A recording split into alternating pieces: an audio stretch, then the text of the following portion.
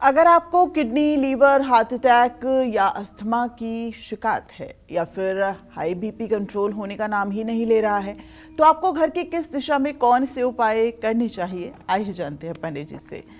पंडित जी, हालांकि अब ये तो इतनी गंभीर बीमारियां हैं, इसके लिए तो डॉक्टर का ही इलाज चाहिए, लेकिन बावजूद इसके वास्तु इसमें किस तरह की भूमिका निभा सकता है? देखो, वास्तु बहुत कुछ भूमिका निभाता है, लेकिन सही बात यह है कि जब आप अव्यवस्थित खान पान होगा तो उसके कारण भी बीमारियां बढ़ती हैं जी। अगर आप शराब पीते रहिए तो आपका लीवर डैमेज नहीं होगा। बिल्कुल।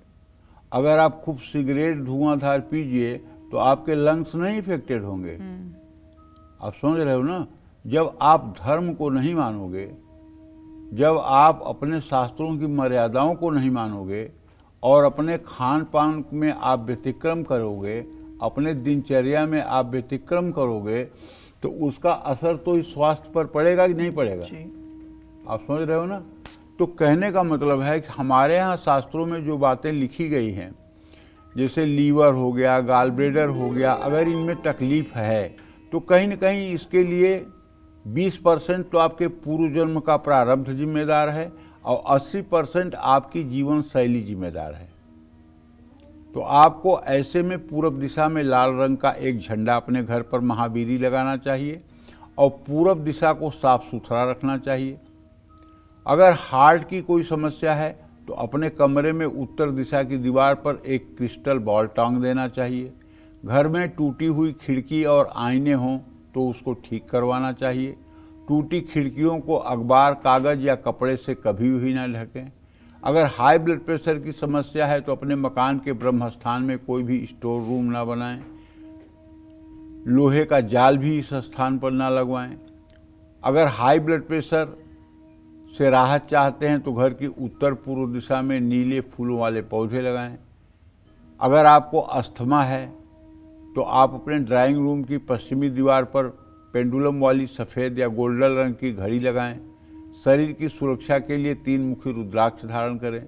गुर्दा, कान या रक्त संबंधित कोई समस्या है तो मकान में मुख्य द्वार पर विंड चाइम लगाएं, जो घर के अंदर घुसते और बाहर जाते समय आवाज़ करे।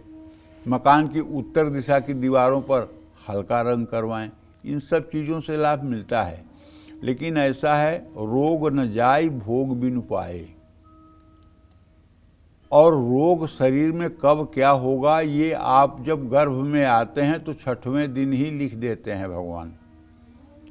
लेकिन अगर आप सावधानी बरतेंगे तो उन रोगों से आपको राहत मिल जाएगी। और यदि आप कुपथ्य का सेवन करेंगे, रोग बढ़ाने वाली चीज़ों का इस्तेमाल करेंगे, तो फिर रोग बढ़ेगा। और आजकल आधे रोग का कारण लोगों की जीवन शैली है, जो मैं अनुभव कर रहा हूँ। लोग इतना ज़्यादा, लोगों के सर पर करियर का भूत सवार हो गया है, जैसे कमा करके लोग पूरे विश्व की दौलत अपने तिजोरी में रखना चाहते हैं। इतना पागलपन है इस समय पैसे के लिए। पैसा जरूरी है, मैं नहीं कह रहा हूँ पैसा जरूरी नहीं है, पैसा बहुत जरूरी है। नहीं दरिद्र सम दुख जग माही, पैसा बहुत जरूरी है, लेकिन इतना भी नहीं जरूरी है कि वो संपत्ति आपके लिए विपत्ति बन जाए। इतना भी जरूरी नहीं है, क्योंकि भारतीय दर्शन, सनातन दर्शन यही कहता है कि साईं उतना दीजिए जामे कुटुंब समाए, आप न भूखा रह सके साधु न भूखा जाए। और उसके बाद अगर ज़्यादा हो जाता है तो भगवान की कृपा, लेकिन उसको लेकर के टेंशन लेने की क्या जरूरत है। भगवान से एक बार किसी ऋषि मुनि ने पूछा कि भगवान, इस धरती पर आश्चर्य क्या है। कहना आश्चर्य ये है कि जब तक आदमी सुख भोगने के लायक रहता है तब तक वो दिन रात हाय पैसा करके एक एक पैसा जोड़ता है।